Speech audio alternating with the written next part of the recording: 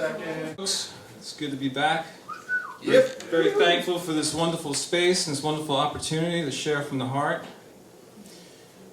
You know, you ever think about what surrounds us, yet is buried deep inside of us? What eludes the senses and the mind, but is more real than anything we can perceive? True self. Oh, what insane games we play as we allow the intellect to betray us in times of distress.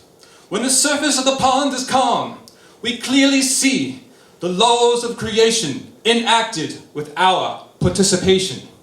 Let us not forget, amidst the unexpected, that through the words we choose and the disposition that ensues, we are our best of friends or greatest of enemies.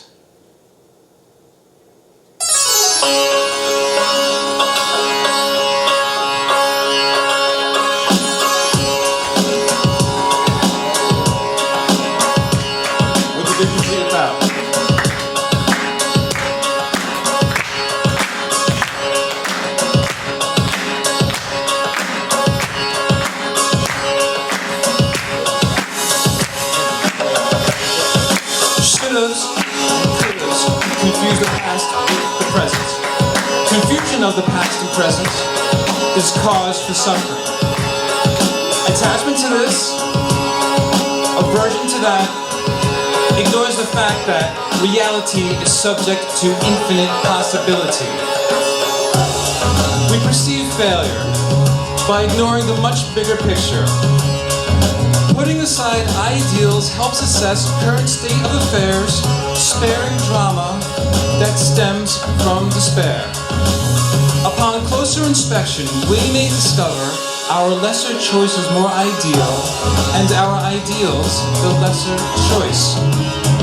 Acceptance liberates us to live in the moment, accessing infinite creative power, utilizing whatever it is the universe is actually offering, rather than confusion and delusion barring us from truth. Not all blessings are convenient, and not everything convenient is a blessing. An emotionally selfish self is of no service to anyone, including themselves. But the elevation of our vibration brings a healing sensation to the subconscious minds of all we meet. By seeking consciousness, we gain power. But by seeking power, we lose consciousness.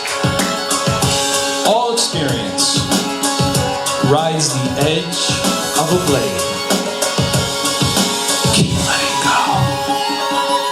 Keep letting go. Keep letting go. Let go. Let go. Keep letting go. Keep letting go. Let go. Let go. Keep letting go. Keep letting go. Let go. Let go. Keep letting go. Keep letting go. Let go. Let go. During decision making, we tend to realize what it is we don't want before realizing what it is we do. So it has been with humanity's exploitation of materialism, Mother Earth, and self. Now that we've exhausted the down and dirty side of our potential, we are ripe for ascension. Remember, we control nothing and no one, but we influence everyone and everything each step of the way, each and every single day, until our final breath we give away. Keep letting go.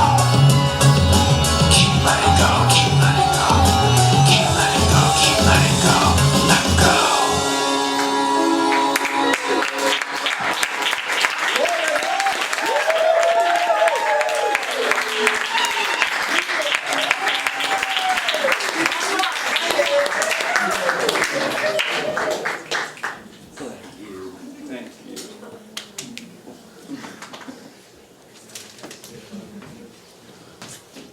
Mr. Clyde, always you in the building. Here you are. Give it up, Clyde, always.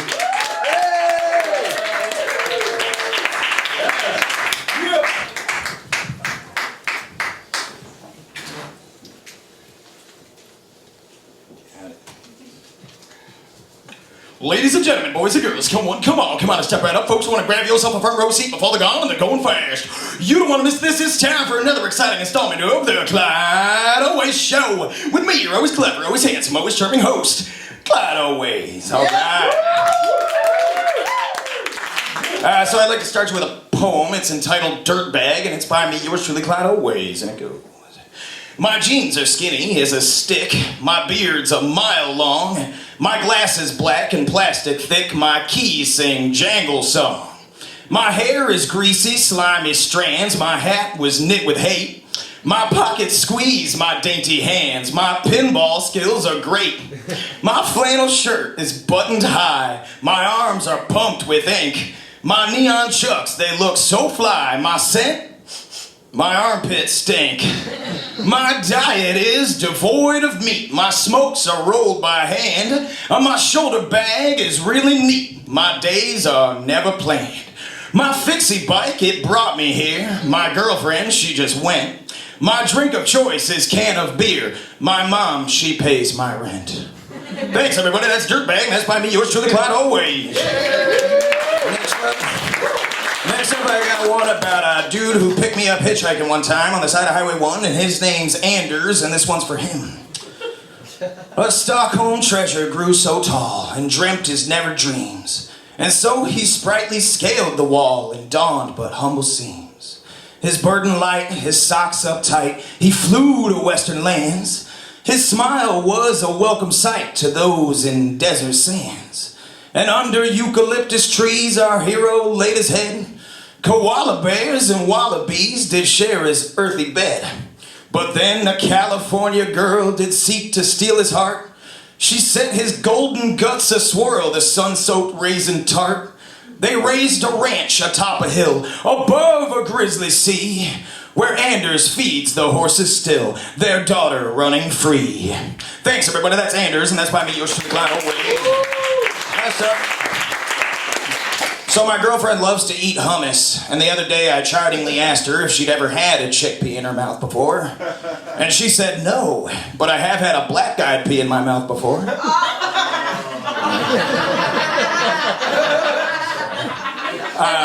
So you know that racist Clippers guy? I think we all know who I'm talking about, right? Well, I don't know exactly what happened, but I do know that we are in the business of publicly shaming him.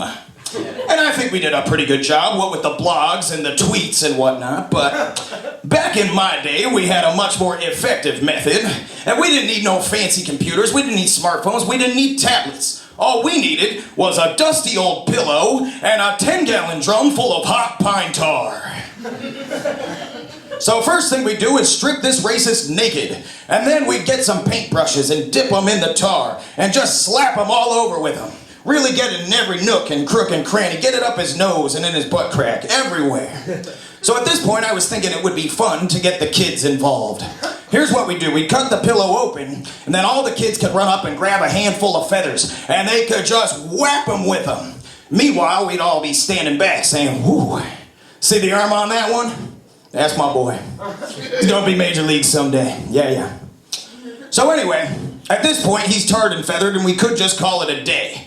But I still got some more ideas. Next thing we're gonna need is about 6 big guys and a 10-foot-long triangular wooden fence rail. You get 2 guys on either side holding that rail up on their shoulders. You get 2 more big guys to lift that chicken-looking motherfucker up on top that rail so that the pointy part's hitting him right in the taint.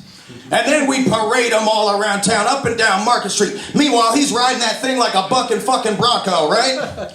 And then the folks would come out from the buildings, and they'd have the tomatoes, splat, and they'd have the cabbages, whap, and they'd have the rotten eggs. But I don't want to see nobody throwing no goddamn rocks, okay? This ain't the East Bank of the Euphrates, all right? We don't stone people here. That's un-American. Now, tarring and feathering somebody and running them around town on a rail, that's American. And God bless America. Thanks, everybody. That's it for the Clyde Always Show tonight. Tune in next time for another episode of the Clyde Always Show.